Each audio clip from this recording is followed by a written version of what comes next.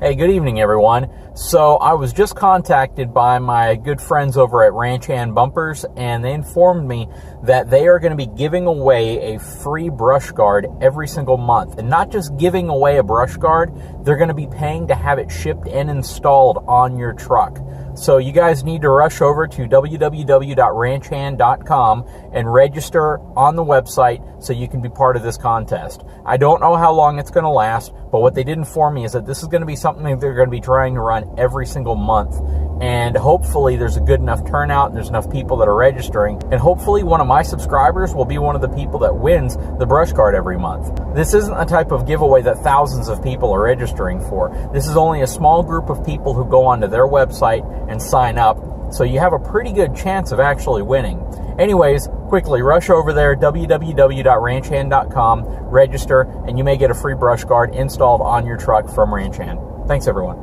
So guys, on these new Chevy trucks, in order to change the spark plugs, you have to remove all of this underneath to get to them.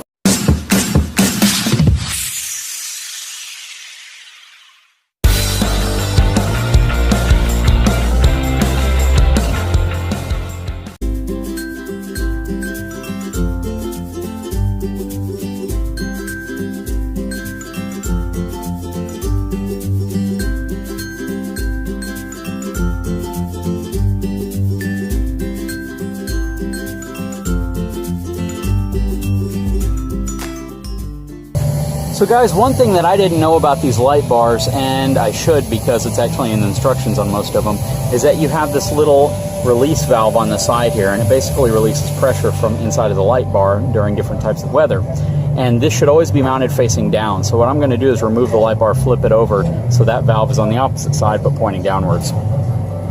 So Josh pulled me aside to take a look at this truck that they have right here. You want to give me a little bit of information about what you're doing here? This is another one of those typical oil field trucks. Good customer of ours is upgrading from this one, which is a 14. This is obviously the 17, but he does the same thing on all of them. And he only wants Ranch Hand grill guards. I've done probably 200 plus trucks for him, and every single one of them has had a Ranch Hand grill guard on it. We do Ranch Hand grill guards, basic leveling kit, a nicer all-terrain tire, bed liners, side steps. This one already had them from the factory, but if not, we put them on. Weather guard toolboxes in the bed that are bolted down. And then there's a couple smaller things we do inside. Cell phone boosters, Wilson cell phone boosters, and GPSs so they can keep track of all their vehicles. Yeah. And guys, you know, Ford definitely isn't the only choice of the oil field industry, but you sure see a lot of them in the oil field. I mean, it's probably the number one choice of the oil field. However, when you look at all the trucks that are used out there, the setup is pretty much the same. They have to have better all-terrain tires, brush guard. Things that you see on this truck are very common in oil field because of the type of conditions that they're used in. And it's just a testament to how the truck manufacturers, whether it's GM, Ford, or Ram, are really building their trucks now to be able to withstand the conditions that they subject them through. I know a lot of people give new trucks a lot of crap because they think they have too many luxury features and things like this. But when your truck is your office and you're spending all week, all month, working out of your truck out in the middle of nowhere, it's nice to be able to say I have a few more luxury features now than I had in the past.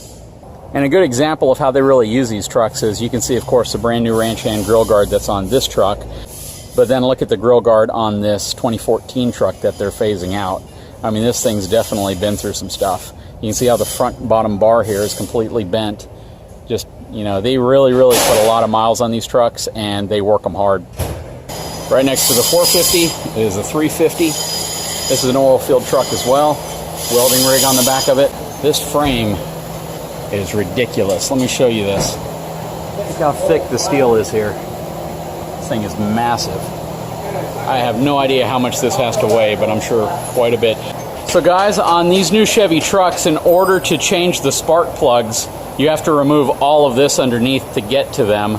I know it's part of the new instructions for Chevrolet. No, I'm just kidding. Josh, what are y'all doing? 6-inch lift, wheels and tires. This is a sold unit from one of the dealerships. A customer walked in, wanted it lifted, everything before he took delivery, so they brought it to us. And well, as you can see, as the part's on the ground, you pretty much have to take it apart before you put it back together completely. So that is one in-depth installation, man. Yeah, it's about 7-8 hours worth of work. Wow. And what kit are you putting on this one? That one's getting a Pro Comp, 6-inch Pro Comp, which is basically retains a factory strut in the front, just uses a spacer, a block in the rear, and then of course just all the drop brackets to make all the geometry in the front end stay the same. Awesome, man. That's a cool setup. Thank you. You know, all the different frame components underneath, what it all looks like, cross members, all that stuff. So I do have one question for you guys. Working on Chevy trucks, you guys have to deal with this coating that they put on the frame. Hate it. All the time. Can't get it off your hands. It's nasty. I get it on my calipers, I get it on my tools all the time, man. But it's some of the best corrosion block rust inhibitor I've ever seen. It's some of the best corrosion block rust inhibitor I've ever seen. Really? So that's awesome, guys. So, you know, I've spent a lot of time criticizing this stuff, and I know to bypass it, this is all you have to do is scratch it. But the fact that, you know, in the areas where it is protecting, that it's really offering good protecting, and that's awesome. And this is from a Ford owner, by the way. Coming from a Ford owner. So what do you suppose he cooks in this thing? Sausage. Sausage is the food of choice of the old pipeline welder. Really? What kind of sausage? B&B, you know, we have a lot of options around here. Really? How many different ways can you eat sausage? You can eat sausage on By the way, flatbread, this is tortilla. graphic content. You can eat it on flatbread, you can eat it on regular bread, you can eat it by itself. You got mustard options. You Tortillas? got tortilla, Flour? barbecue sauce. Corn? That's what I mean. Oh, I mean, this is The options somebody are else. endless. It's Oh. super quick. And all you need is a little grill cooked to your... Yeah, this is stainless. This is hand built. Oh, that's I great. was impressed by this. This is all hand threaded right here. This is hand bit. A little loose. You might need to talk to the installation. Where do you think you found the welder? A little smoker. It's a nice rig. Yeah, it is. So I told Josh here that, you know, we're taking these timbrins off of my truck and maybe they'll fit on his truck. Oh, yeah. And they will. And I have, again, that 1-inch spacer, but I don't think you'll need it. It looks like it's going to clear the bracket by about 1 inch, isn't it? Oh, yeah. We're good. Yeah, this should work good. Shoot, let's put them on here. Oh, yeah. Back underneath this brand new Chevrolet, you can kind of see how the wax coating kind of pools on this cross member. This stuff is just real dirty material. I mean, I know it works. I know it serves its purpose, obviously, because there's a lot of Chevys and GMC trucks that are still on the road and that don't have too much of an issue. But when you're working on these vehicles, to have to deal with that stuff is messy. And I've had to deal with it just from working with it. So if I just take my finger on a brand new truck and you wipe it, you get it on your finger. And I haven't removed it from the frame or anything, but I simply wiped it. And this stuff is just really messy material. And then up here in the front, you can see where anything that makes contact with it removes it. And that's bare metal underneath there.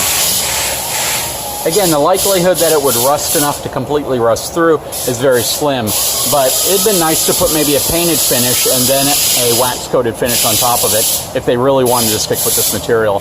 But I'm pretty sure, and if the Colorado and Canyon or any, you know, test of it, they're going to switch to an E-coated frame.